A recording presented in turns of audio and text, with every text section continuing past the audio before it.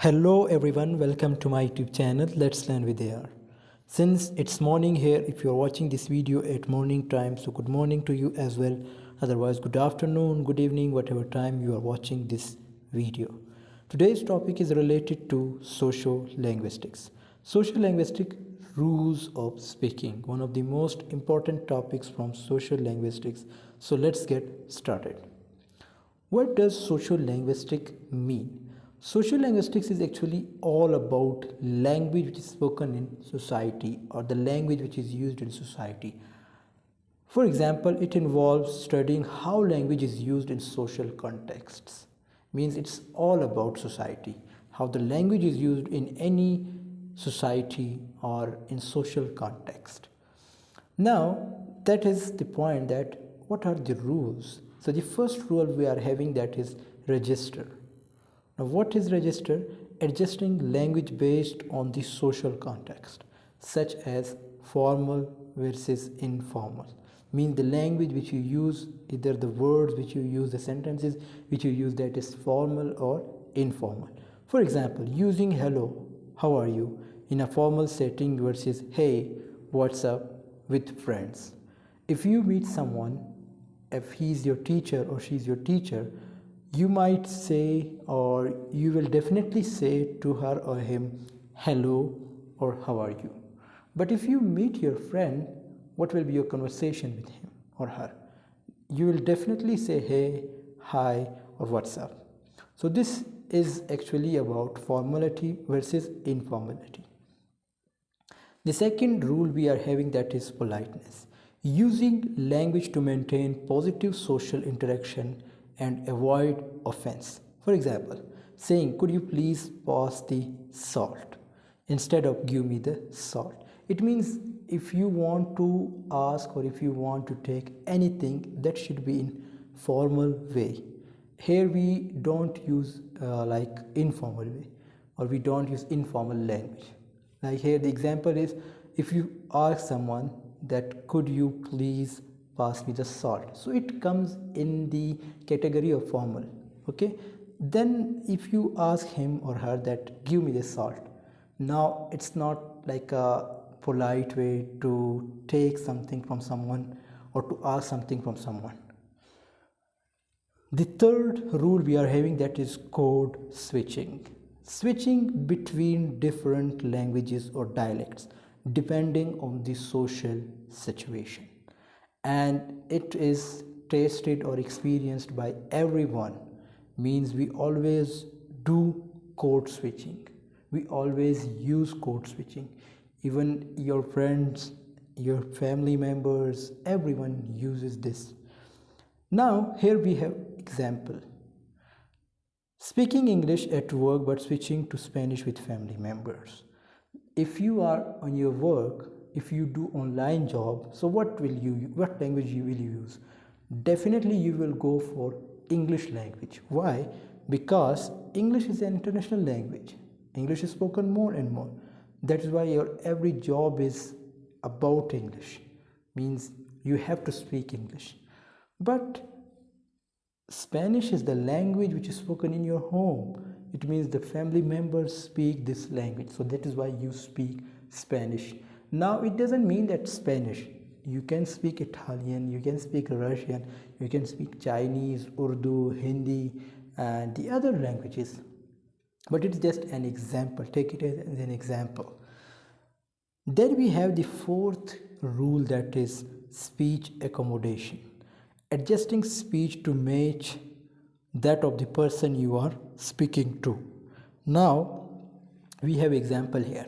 Speaking slower and clearer when talking to someone who is learning the language. It means if you want to teach someone, if you want to think that I should make him learn the language, so what will you do? Obviously you will speak slower and clearer to him or her. Why? Because to make the things clear to her or him. That's most important. Then we have the fifth rule that is turn taking.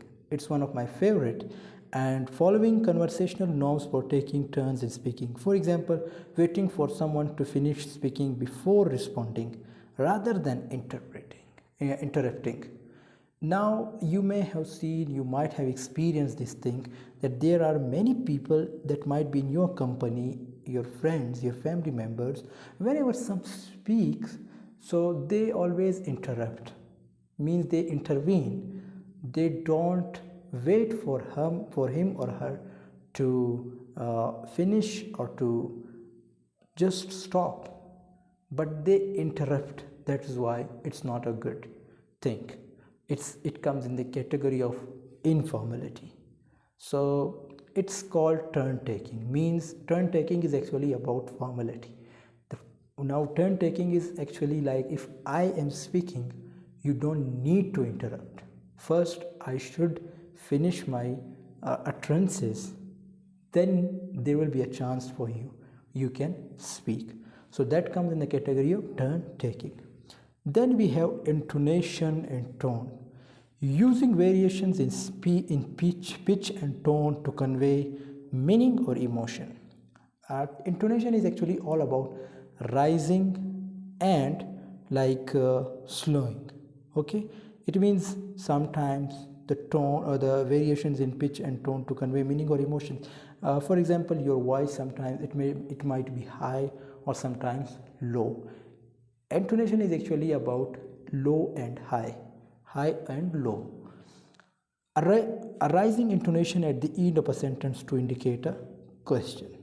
Okay, so that comes in the category of intonation and tone. Then we have the seventh rule, that is jargon and slang, using specialized vocabulary or informal language within a certain social groups. If you meet with your friend, what will you do? You will definitely use that language which might be informal. I'm not talking about all, but it can be informal.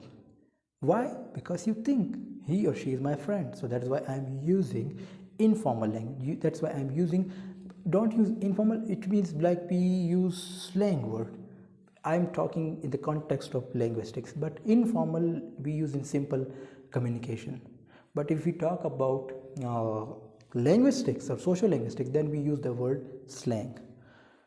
Now, example is medical professionals using term like hypertension instead of high blood pressure.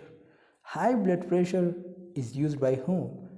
By us, by normal people who didn't study who didn't go through the study of medical, means they never studied medicals. That's why they will use this word. But if the medical student, you meet him or her, she or he will definitely use the word hypertension. Then we have the last, that might be address terms, using appropriate title or terms of address based on social hierarchy or familiarity. For example, addressing a professor as Dr. Smith rather than simply say Smith, means it again comes in like in the category of formality. Address terms like Sir Rahman, Sir AR. Okay, so that comes in the category of address term. Now here the example we are having, that is Smith, but Smith is actually not a, it means someone, you call someone simply Smith. But if he or she is your professor, so you might call him or her Dr. Smith or Madam Catherine. Okay, so these are the examples. These are just a few examples of how social linguistics rules govern language use in various social contexts. So there are many others, so you can also watch other videos, as well as you can search on Google. So this was about today. If this video has sparked your interest, I suggest you to like, share, comment and do subscribe to the channel. See you in the next video. Take care of yourself. Allah Hafiz.